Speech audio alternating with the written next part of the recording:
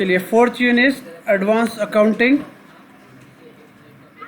ठीक है, problem number 1। सबसे पहले प्रॉब्लम से पहले जो है अपने को प्रॉफिट एंड लॉस बनाने का है। From the following particulars pertaining to Narendra and company limited for the year ending 31 March 2015 prepare profit and loss statement. Okay, क्या बनाना है? Profit and loss statement. चलिए, प्रॉफिट एंड लॉस का ये परफॉर्मा है, देखो सिंपल 2 कॉलम का। इसके अंदर जो है आपको कैटेगरी से ये फिक्स रहते, अब कोसा भी बनाओ ये फिक्स रहते चीज़ा। पहला है इसके अंदर रेवेन्यू फ्रॉम ऑपरेशंस, इसमें क्या क्या जगह चीज़ा मैं एक एक करके बताते जाऊंगा आगे। दूसरा है अदर इनकम्स, ये कैटेगरी है, ये क्या है? कैटेगरी। इसमें कुछ चीज़ा एडअप होकर आपको अमाउंट क्या होगा इसमें आएगा। उसके बाद इसका टोटल कर देना रहता है। फिर उसके बाद में एक्सपेंडिचर, ये क्या बना ऊपर बोले तो अपने को right side profit and loss का जो आता था सेक्शन इनकम का, वो ऊपर हुआ कंप्लीट। ओके, उसके बाद जो लेफ्ट साइड में एक्सपेंडिचर्स आते थे वो जाएंगे यहाँ पे। कॉस्ट ऑफ मटेरियल कंज्यूम, इसके अंदर रॉ मटेरियल से रिलेटेड जो भी एंट्रीज रहते हैं उसको हैंडल करके डाल देना। एम्प्लॉय बेनिफिट एक्सपेंसेस, इसमें क्या जाते हैं बोले तो सैलरीज, वेजेस, ठीक है ना, एम्प्लॉय से रिलेटेड जो भी चीज़ा पेमेंट वगैरह रहेंगे इसमें जाते हैं। फाइनेंस कॉस्ट, इसमें यूजुअली इंटरेस्ट वगैरह पे कर रहे हैं सो अपन, वो जाते हैं इसके अंदर, पे कर रहे हैं सो। ठीक है, डिप्रिसिएशन, डायरेक्ट डिप्रिसिएशन की एंट्री रहती है, सीधा पटक देना इसमें। अदर एक्सपेंसेस सबसे अच्छी कैटेगरी है, कोई भी चीज़ नहीं समझ में आई इसमें ढकल देना। आगा समझ में जनरल अपना, अगर कुछ भी नहीं समझ में आए अंदर में सब आते हैं आपको, रेंट वगैरह, ट्रैवल, इंश्योरेंस सब इसमें जाते। कोई एंट्री सताई भी तो इसमें उठा के फेंक देना उसको। उसके बाद में इसका भी टोटल कर लेना।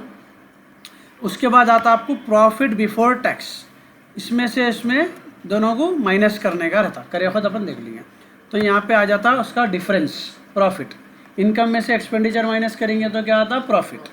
उसके बाद में यहाँ पे अगर टैक्स की एंट्री दिया उन्हें इतने % टैक्स लो, तो आपके प्रॉफिट के ऊपर आप टैक्स कैलकुलेट करके यहाँ डाल देना।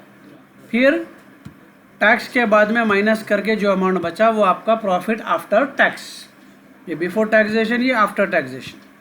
ओके, बहुत सिंपल करके करा रहा हूँ, हुआ तो इंशाल्लाह एक ही बार में समझ में आता।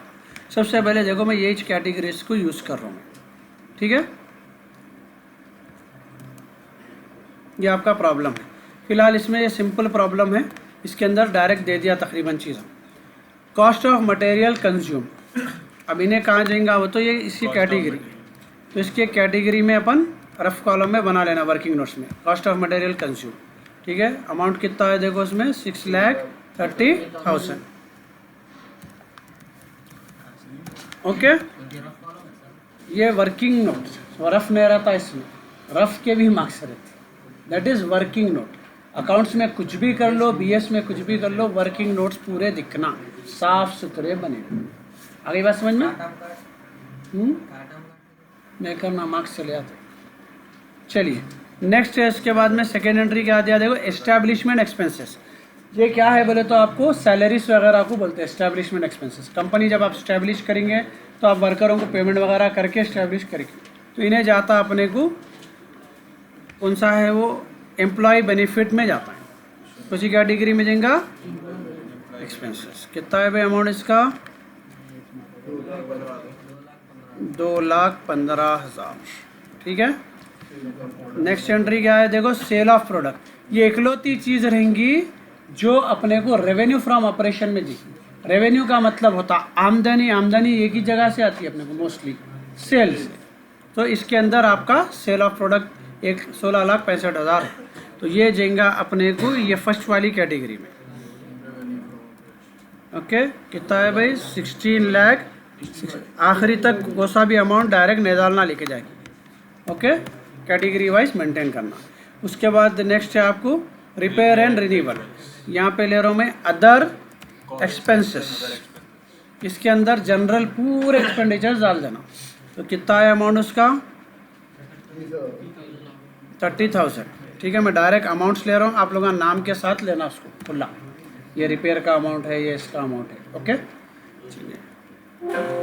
उसके बाद में आपको है मोटर कार एक्सपेंसेस। एक्सपेंसेस है ये भी, कितना है भाई amount? 25,000। Next travelling and conveyance, ये भी खर्चा है अपने 32। Okay, advertisement same. Next other expenses, done.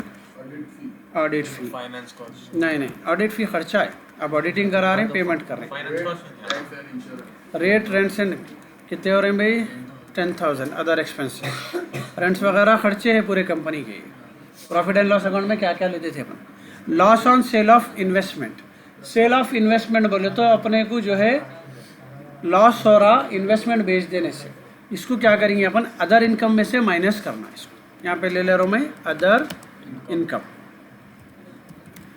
Minus वाले को हमेशा ब्रैकेट में लिखना है, अब अपने को माइनस नहीं लिखते अकाउंट में कहीं भी, ब्रैकेट में डाले तो माइनस का नेगेटिव अमाउंट है। ठीक है, कितना है अमाउंट उसका? 10,000। बाद में उसको वो करेंगे 10,000। ठीक है, इनकम में से माइनस होता है, देखिए उन्होंने खुद ले लिया यहाँ पे, यूजुअली ब्रैकेट में डालना होगा। उसके बाद डिप्रिसिएशन, सीधा डिप्रिसिएशन में चले आता है ना, कैटेगरी यहाँ पे कितना है भाई depreciation? 24,000। Next interest on debenture, ये है आपका फाइनेंस कॉस्ट। डिबेंचर पे इंटरेस्ट पे कर रहे हैं अपन, तो ये कैटेगरी में जाएंगे अपना फाइनेंस कॉस्ट वाली। कितना है भाई इंटरेस्ट? पहला 12,000 है, 15,000 है, 15,000। उसके बाद है इंटरेस्ट ऑन अदर बोरिंग्स, ये भी इंटरेस्ट पे कर रहे हैं। तो ये पैसों से रिलेटेड चीज़ें हैं, बिजनेस से रिलेटेड नहीं है, पैसों से ये जाते हैं फाइनेंस में। ठीक है, ये है 12,000 second category. Next interest receive, income आ रही है अपने, वो कहाँ जाएगा? Other income. कितना है अमाउंट? 25,000। रिसीव जो भी चीज़ें आ रहे हैं वो पूरे अदर इनकम। नेक्स्ट है डिविडेंड रिसीव, ये भी क्या है? आमदनी। रिसीव के चीज़ें पूरे इसमें 3 आगे कैटेगरी में। उसके बाद है पावर इलेक्ट्रिसिटी एक्सपेंसेस, कहाँ जाएंगे? अदर एक्सपेंसेस में। कितना है अमाउंट? 17,000। ओके, लास्ट में दे दिया उन्हें 50% टैक्स भी लेना है, वो लास्ट में लेंगे। अब सीधा सीधा क्या करेंगे अपन? अमाउंट्स का टोटल लेंगे। सबसे पहले रेवेन्यू फ्रॉम ऑपरेशन कहाँ है भाई? यहाँ है 16,65,000 क्लोज। चलिए 3 में लिया है ना, चलो। उसके बाद में नेक्स्ट कौन है? Other incomes. अदर इनकम्स ये 40 हो गए, माइनस 10, 30,000। ओके, मेंशन नहीं करना, नहीं कुछ भी नहीं, 10,000 माइनस कर रहे हैं। ये सब वर्किंग नोट्स में करके फाइनल अमाउंट डालना है। इसको सिंप्लीफाई करने के लिए ये बनाया गया स्टैंडर्ड, सिंपल टर्म्स में खाली अमाउंट जान।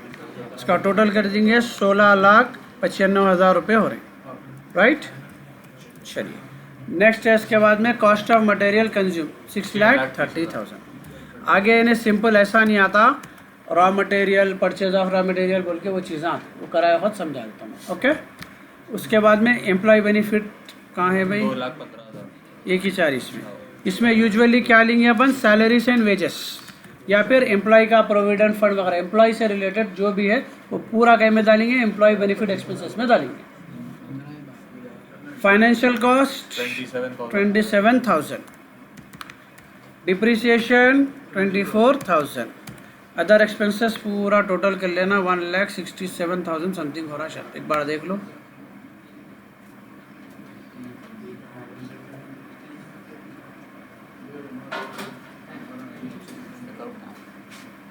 Hmm, 33, 150 हो रहा मेरे को, कुछ छोटा गया इसमें, 17 है।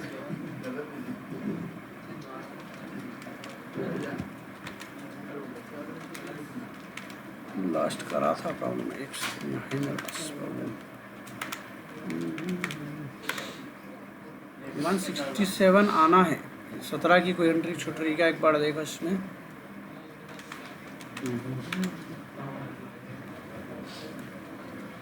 सबसे पहले से travelling, motor car expenses 30,000, repairs हो गया, ट्रैवलिंग एंड कन्वेंस 32, एडवर्टाइजमेंट 1,50,000। यहाँ एक छोटा एंट्री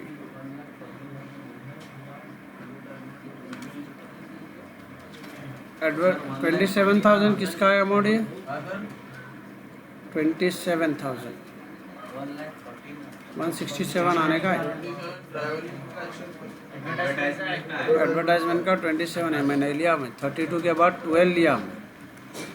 12 जो है प्रिंटिंग एंड स्टेशनरी का है। तो अगर 27 लिया मैं 1,77,000 बार फिर से अमाउंट चेक करते जाओ, मैं बोलते जा रहा हूँ। सबसे पहले जो है रिपेयर एंड रिन्यूअल 30,000 है, ओके। सेकेंड है, इसके बाद मोटर कार एक्सपेंसेस 25,000, उसके बाद ट्रैवलिंग एंड कन्वेंस 32,000, उसके बाद एडवर्टाइजमेंट 27 नीचे ले लिया मैं, उसके बाद प्रिंटिंग स्टेशनरी 12, ऑडिट ओके, उसके बाद रेट्स टैक्स इंश्योरेंस 9,000, उसके बाद ये गलत ले लिया मैं 10,000 यहाँ, अब बराबर है 1,67,000, 10,000 ऊपर लिया ना अपन, लॉस ऑन सेल यहाँ लिए हुए, ठीक है। तो 1,67,000 हो रहा है, ओके। इसको टोटल कर लो कितने हो रहे हैं, देखो ये डायरेक्ट डाल दे रहा हूँ, मेरे पास से करेगा प्रॉब्लम है।